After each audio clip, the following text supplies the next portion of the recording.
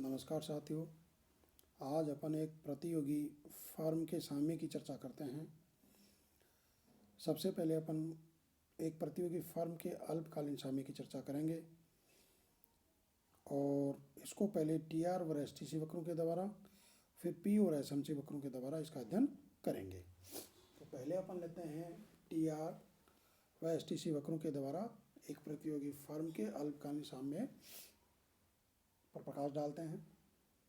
T R का मतलब total revenue, कुल आगम, और एस टी सी का मतलब होता है short run total cost curve, यानी कि अल्पकालीन कुल लागत। इन दोनों वक्रों के द्वारा एक प्रतिस्पर्धी फर्म के साम्य का अध्ययन करेंगे। और देखिए, इस विधि के द्वारा एक प्रतियोगी फर्म को अधिकतम लाभ उस बिंदु पर प्राप्त होगा जहां पर टी आर व एस टी सी वक्रों की उदग्र दूरी सर्वाधिक हो, साथ ही T R is greater than S T C हो तथा एस टी सी वक्र पर खींची गई स्पर्श रेखा टी आर वक्र के समानांतर हो। और इसको अपने डायग्राम के आधार पर भी एक्सप्लेन कर सकते हैं।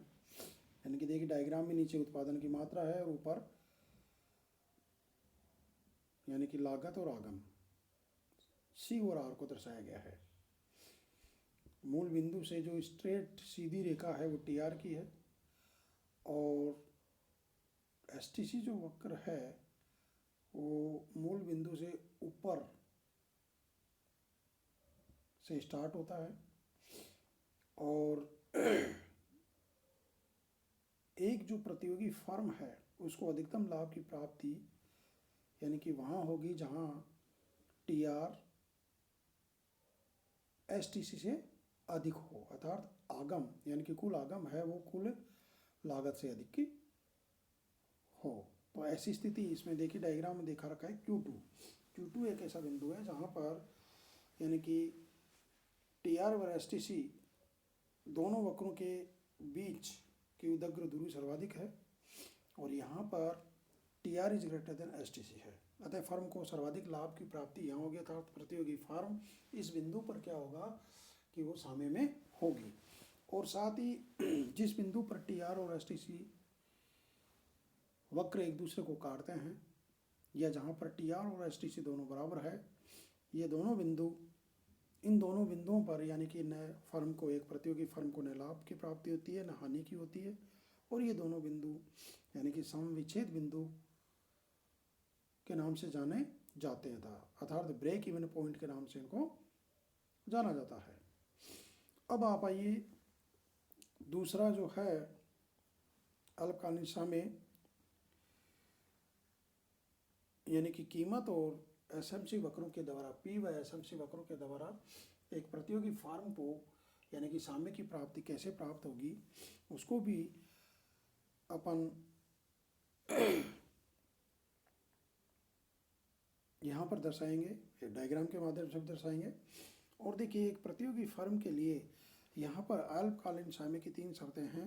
पहली शर्त है कि कीमत है वो एस एम सी के बराबर हो, यानी कि कीमत है वो अल्पकालीन सीमांत लागत के बराबर हो, अर्थात P equal to S M C. दूसरी शर्त है कि एस एम सी वक्र है वो एम आर वक्र को नीचे से काटे, और साथ ही इस बिंदु पर जहाँ पर वो काटता है वहाँ पर एस एम सी और एम आर दोनों बराबर हो। और तीसरी जो शर्त है वो है कि कीमत है वो अल्प का औसत परिवर्तनशील लागत के बराबर या उससे अधिक हो, अर्थात P is greater than equal to A B C. ये तीनों जो साम्य की शर्तें पूरी होती है वहाँ पर फर्म को यानी कि अधिकतम लाभ की प्राप्ति होती है, अर्थात फर्म संतुलन में होती है। इसको भी अपन डायग्राम के आधार पर एक्सप्लेन कर सकते हैं। डायग्राम में देखिए, पहले यानी कि नीचे वही उत्पादन की मात्रा है और लंबवत अक्ष पर कीमत को लिया गया है। साथ ही जिस बिंदु पर यानी कि एस एम सी वक्र है वो एम आर वक्र को काटता है वहाँ पर उत्पादन Q2 है, और यहाँ पर जिस बिंदु पर एस एम सी वक्र एम आर वक्र को काटता है वहाँ पर P equal to A R equal to M R है,